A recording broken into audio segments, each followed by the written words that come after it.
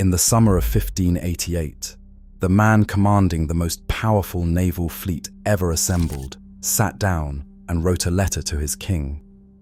He begged not to be given the job. He explained that he had never commanded a fleet in battle, that he suffered from seasickness, that he was not qualified, that someone else should lead the invasion of England. The king ignored him, sent him anyway. That letter was the first mistake. It was not the last, and by the time it was over, half the fleet was at the bottom of the ocean. In 1588, Spain controlled the most powerful empire on Earth. It ruled half of South America, most of Central America, the Philippines, and large parts of Europe. Its treasury was fed by rivers of gold and silver from the New World. Its army was the most feared fighting force in the world, and its king, Philip II, had decided to invade England with 130 ships and 20,000 soldiers, the largest naval fleet ever assembled in European history. He called it the Invincible Armada. He was about to find out exactly how wrong that name was. To understand how badly this went wrong, you need to understand what Philip was actually trying to do. Because the Spanish Armada was not simply a naval attack. It was a two-part military operation of extraordinary complexity. The fleet sailing from Lisbon was not supposed to fight England alone. Its job was to sail up the English Channel, link up with the Duke of Parma's army of 30,000 battle-hardened veterans waiting in the Spanish Netherlands, escort those troops across the Channel in flat-bottomed barges, and land them on English soil. It was a bold plan. It had one fatal flaw built in from the very beginning. Nobody had figured out how the fleet and the army were actually going to meet. Parma's troops were in Flanders. To reach the Spanish fleet, they would have to cross shallow coastal waters controlled by Dutch naval vessels, waters too shallow for the large Spanish warships to enter and protect them. The rendezvous point was never clearly defined. Communication between Parma in the Netherlands and the fleet commander at sea was nearly impossible. Two massive military forces were supposed to coordinate a simultaneous amphibious invasion across hundreds of miles of ocean with no reliable way to communicate, and no agreed plan for the actual moment of meeting. Philip sent the fleet anyway. And then, the second mistake arrived. The man Philip had originally appointed to command the Armada was the Marquis of Santa Cruz, the most experienced admiral in Spain and the architect of the entire plan. Santa Cruz knew the operation's requirements better than anyone alive. He died in February 1588, 3 months before the fleet was supposed to sail. Philip needed a replacement immediately. He chose the Duke of Medina Sidonia, a nobleman, an administrator, a man who had written that letter begging the king not to give him the command. Philip sent him anyway. And what happened next said everything about how this operation was being run. Medina Sidonia was handed command of the greatest naval fleet in history by a king who had stopped listening to the people who actually knew what they were talking about. The fleet that left Lisbon in May 1588 was already in trouble before it reached open water. Supplies stockpiled for months had rotted in the barrels. Water casks made from unseasoned wood had leaked. Food stores were contaminated. The ships carried enough provisions for perhaps 6 weeks, barely enough to get to England and back if everything went perfectly. Nothing was going to go perfectly. Storms in the Bay of Biscay scattered the fleet before it even reached the English Channel. Ships were damaged. Supplies were lost. The Armada put into the port of La Coruna for repairs, losing 5 critical weeks of sailing time. When it finally reached English waters in late July, it was already weakened, already behind schedule, and already running low on supplies it had expected to replace along the way. The English were waiting, and here is where the next catastrophic mistake becomes clear. The Spanish Armada had been built to fight the way naval battles had always been fought. Ships closing at close range, soldiers boarding enemy vessels. The battle decided by hand-to-hand combat. Their cannon carriages were built in a way that made rapid reloading extremely difficult. Their gunners had not been trained to fire and reload at speed. The English had built their fleet on an entirely different principle.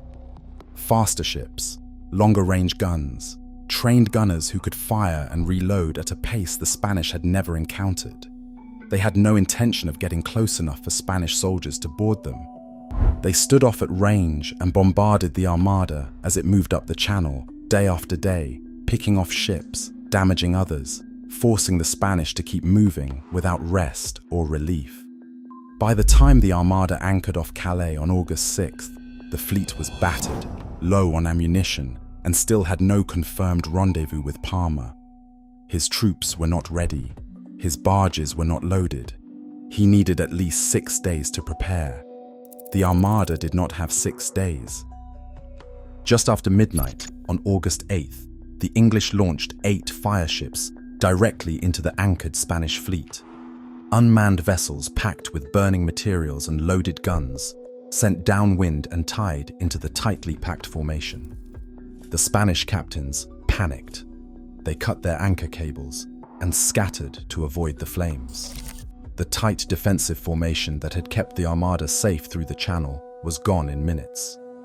Here is the one moment in this entire story that deserves to be remembered differently than it usually is.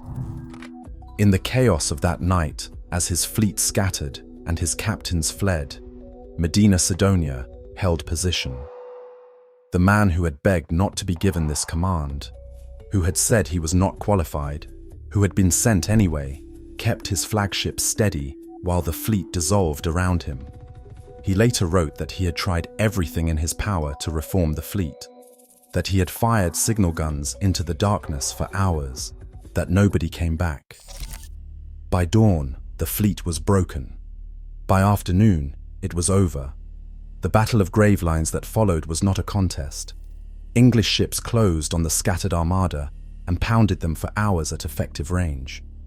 One Spanish commander later reported that his vessel had been hit over 200 times. When the battle ended, the Armada had lost ships, hundreds of men, and something far more dangerous, its coherence. It was no longer a fighting fleet. It was a collection of damaged ships trying to survive. Parma's army never moved. The invasion never happened. And then the weather finished what the English started.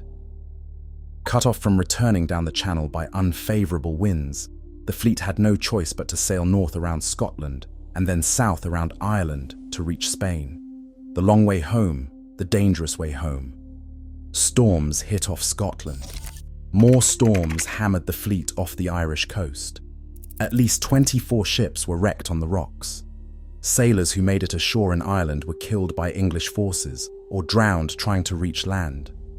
By the time the surviving ships struggled back to Spain, out of 130 ships that had left Lisbon, only 65 returned. Half the Armada was gone. Approximately 15,000 men had died, most of them not in battle, most of them to disease, starvation, and storms. Philip II shut himself away for days when the news arrived. The daily business of government stopped entirely. He is widely reported to have said, "I sent the Armada against men, not God's winds and waves." That quote is attributed, rather than definitively sourced, to a primary document. But what is not disputed is that Philip immediately ordered the construction of a new fleet. He sent 2 more armadas against England in the 1590s. Both were scattered by storms before they reached their destination. The Spanish Empire did not collapse immediately. It was too large and too deeply established to fall quickly. But the Armada demonstrated something that could never be undone. Spain was not invincible.